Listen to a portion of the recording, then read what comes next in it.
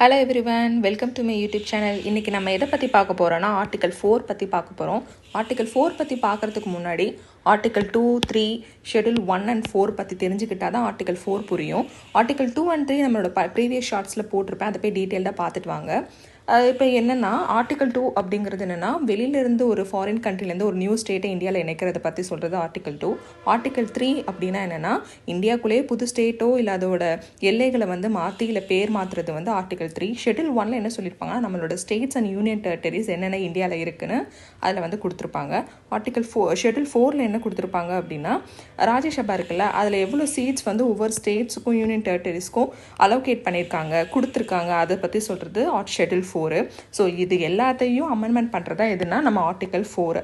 இந்த ஆர்டிகல் 4 நார்மலாக பண்ணுற ஆர்டிகல் 368 படி constitution amendment act special majority use பண்ணி பண்ண மாட்டாங்க.